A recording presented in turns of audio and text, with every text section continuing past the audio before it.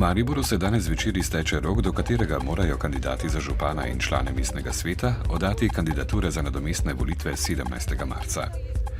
Županski stol v Mariboru je očitno zelo zaželen. Zanj se po naših informacijah poteguje podžupan Milan Mikl s podporo SLS-a in županove liste, Matevž Frangeš iz SD-ja, Andreja Špernjak SDS, Milan Razdevšek iz LDS-a, August Heričko NSI, Lidija Mirnik Divjak iz Liste za pravičnost in razvoj, Monika Piberl, Glas žensk, Andrej Ketiš, Lista za Maribor, Folko Puconja SNS, Franc Jesenek, Stranka slovenskega naroda ter neodvisni kandidat Andrej Fištravec.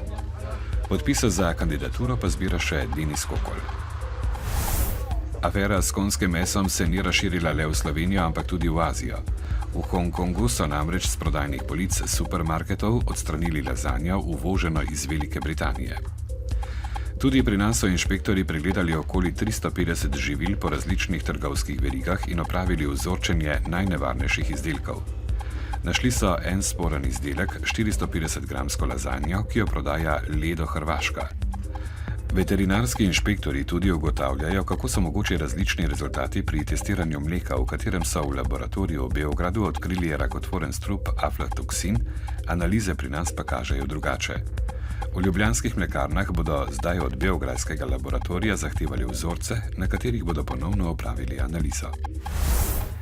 Socialni partnerji v skupini za reformo trga dela nadaljujejo evidentiranje odprtih členov v predlogu zakona o delovnih razmerjih. Pričakujejo pa tudi kompromisne predloge in zapiranje nekaterih vprašanj. Kot kaže, bo zbližanje najtežje pri agencijskem delu, odpovednih rokih in odpravninah pri upokojitvi. Javna agencija za varstvo konkurence dobavitelje zemeljskega plina sumi, da so izmenjevali občutljive poslovne informacije ter se usklajevali pri določanju cen plina gospodinjskim odjemalcem. Zato je konec prejšnjega tedna uvedla postopek ugotavljanja kršitve zakona o preprečevanju omejevanja konkurence in pogodbe o delovanju Evropske unije. Agencija je pod drobnogled vzela 16 dobaviteljev zemeljskega plina in gospodarsko interesno združenje za distribucijo zemeljskega plina.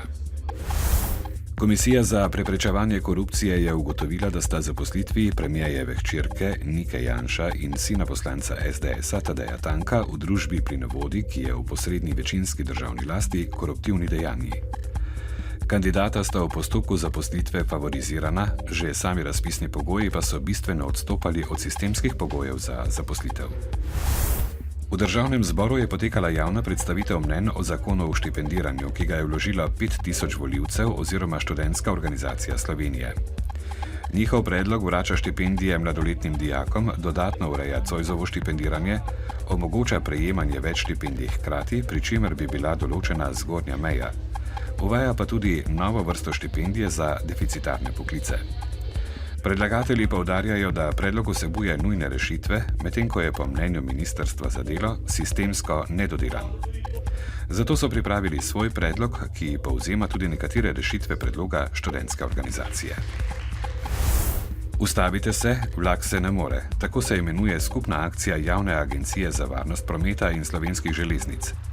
Statistični podatki kažejo, da se je od leta 1998 na nivojskih prehodih čez železniško progo zgodilo 520 nesreč, v katerih je umrlo 116 ljudi, 223 pa se je poškodovalo.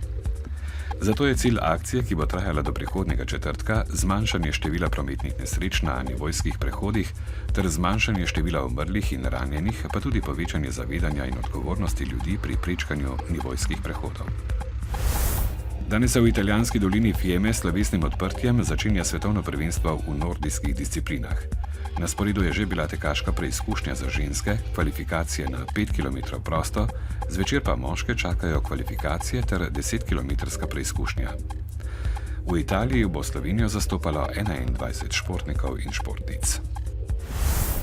Jutri bo oblačno z občasnimi padavinami, v notranjosti Slovenije bo rahlo snežilo, rahlo pa bo lahko snežilo tudi na Primorskem. Pihala bo zmerna burja.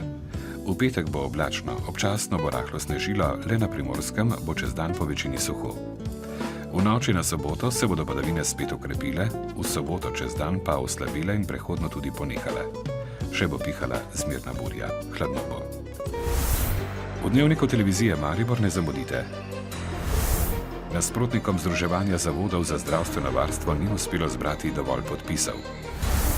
Vrtci in šole skušajo v svoje jedilnike vključiti čim več ekološko pridelane hrane. Ob svetovnem dnevu socialne pravičnosti v boj proti revščini tudi z univerzalnim temeljnim davkom. Novice s Štajerske, Pomurja in Koroške ob 18.